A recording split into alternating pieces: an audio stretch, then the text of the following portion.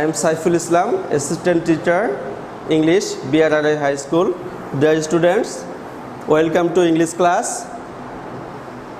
Okay. Dear students, can you guess what topic I am going to discuss? Of course, you have guessed already. Okay, I am going to discuss preposition. The rest part of preposition, the last part of preposition. Preposition তোমাদের যে সিলেবাসে ছিল শেষ অংশ. Today I will discuss with, from and for. So dear students, in the advance of discussion I will discuss with Bengali. I will discuss in Bengali. ওকে, আলোচনার সুবিধার্থে আমি এটা একটু বাংলায় আলোচনা করব, তোমাদের এটা বোঝার সুবিধা হবে। দেখো, বস্তু দ্বারা এখানে একটা দেখো একটা ছবি আগে আমি একটা আলোচনা করি।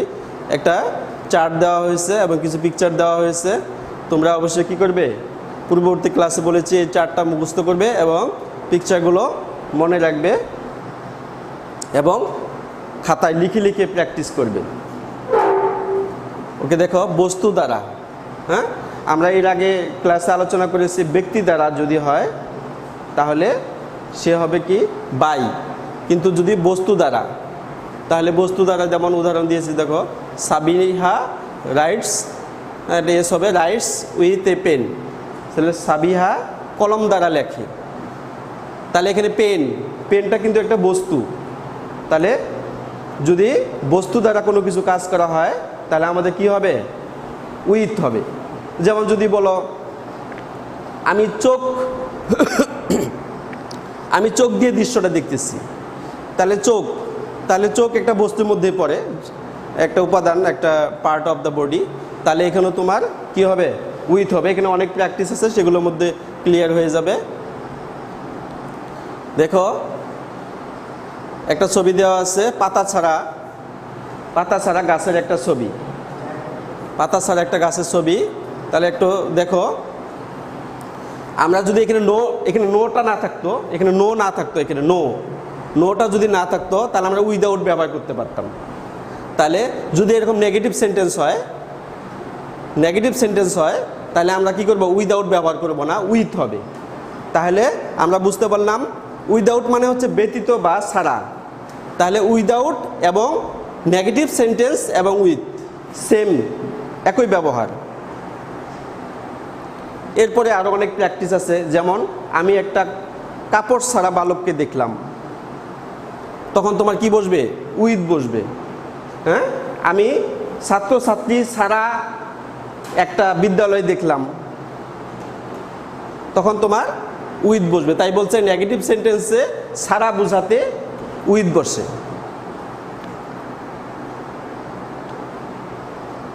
অ্যাডভার্ব অফ ম্যানার তোমরা বুঝবে না, আমি একটু বুঝিয়ে দিই। অ্যাডভার্ব অফ ম্যানার বলতে বোঝায় যে এরকম বাংলা অর্থে এরকম বসবে, সাথে, ভাবে, উইথ, সহিত, এরকম অর্থ আসবে একটু। যেমন দেখো, উদাহরণ দিলে বুঝতে পারবা। দেখো একটা বালকের ছবি, the boy is reading the book dash interest. তাহলে বালকটি বই পড়তেছে আগ্রহের সহিত।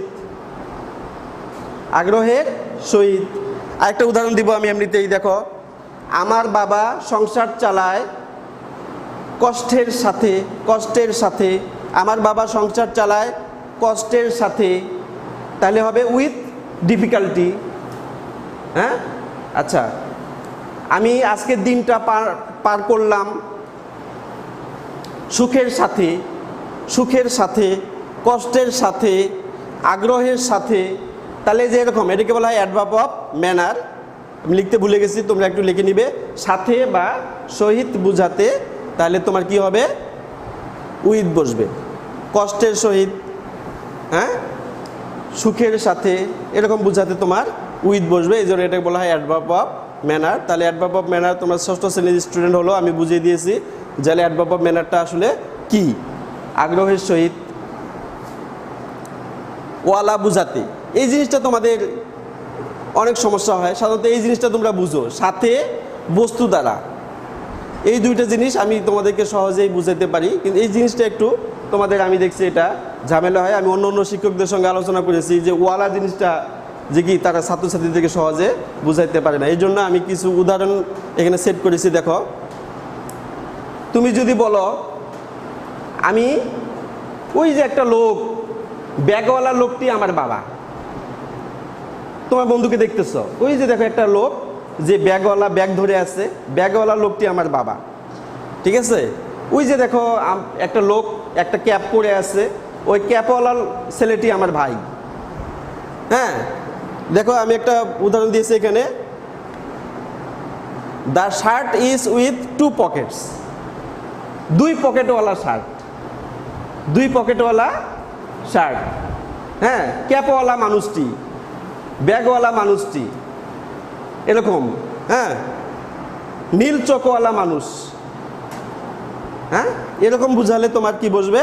উইথ বসবে। এরকম ওয়ালার ব্যবহার আরও অনেকগুলো প্র্যাকটিস দেওয়া আছে, তোমরা এই প্র্যাকটিসগুলো করবে। হ্যাঁ, এটা তোমরা সবাই বুঝো আর কি, সাথে বুঝাতে উইথ বসে। আসলে আমরা যখন ছোটোবেলা পড়েছি যে উইথ মানে হচ্ছে সাথে। আসলে দেখো উইথের অর্থ কিন্তু দেখো অনেকগুলো আর কি। মারিয়া is going to market dash her parents, তাহলে তার পিতা মাতার সাথে সে বাজারে যাচ্ছে। ডিয়ার স্টুডেন্টস, আশা করি তাহলে তোমরা এটা উইথের ব্যবহারটা বুঝেছো। তাহলে তোমরা চার্টগুলোর মুখস্থ করবে এবং এই উদাহরণগুলো দেখবো পিকচার সহ। তাহলে সাথে, বস্তু দ্বারা, নেগেটিভ সেন্টেন্স, এটা তো অবশ্যই বুঝতে পারছো এখন আর কি, মানে উইদাউট আর এই নেগেটিভ সেন্টেন্স এবং উইথ একই ব্যবহার। তুমি এই সেন্টেন্সটা এইভাবে লিখতে পারো, the tree is without leaves. Clear? The tree is, নোটা না থাকলেই তুমি উইদাউট ব্যবহার করবে, নোটা না থাকলে তুমি উইদাউট ব্যবহার করবে।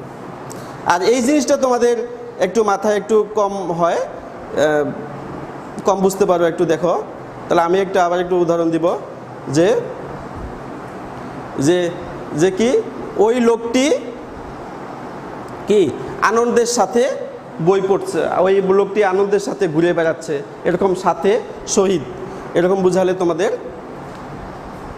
উইথ বসবে। দেখো ফরের ব্যবহার, this is very important preposition. Okay, this is the chart. Okay dear students, this is the picture of waiting boy, this is the picture of waiting boy. এটা হচ্ছে অপেক্ষামান বালকের একটা ছবি। দেখো কিছু সময় ধরে অথবা পক্ষে বুঝালে, কিছু সময় ধরে অথবা পক্ষে বুঝালে আমরা বলি না এই 5 মিনিট অপেক্ষা করো, 5 মিনিট 10 মিনিট, এই আসতেছি, এরকম বলি না আমরা? অবশ্যই আমরা বলি 5 মিনিট 10 মিনিট, এরকম এই অপেক্ষা করতে বলা হলে কিছু সময় ধরে, এই জন্য লেখা হয়েছে কিছু সময় ধরে, এরকম বুঝালে ফর বসবে। তাহলে we are swimming dash 2 hours, তাহলে আমরা 2 ঘন্টা ধরে সাঁতার কাটছি, আমরা 2 ঘন্টা ধরে সাঁতার কাটছি। পক্ষে বোঝালে she always speaks dash me, সে সবসময় আমার পক্ষে কথা বলে, সে সবসময় আমার পক্ষে কথা বলে, সে আমার পক্ষে ভোট দিল, সে আমার পক্ষে ভোট দিল। ওকে, কার জন্য? দেখো কোনো ব্যক্তির জন্য অপেক্ষা করলে ফর বসে, এটা তোমরা জানোই। She has been waiting for his father, he has been waiting for his father, তাহলে সে তার বাবার জন্য। তাহলে কার জন্য? কোনো ব্যক্তির জন্য অপেক্ষা করলে আমরা এখানে কি বসাবো? ফর বসাবো।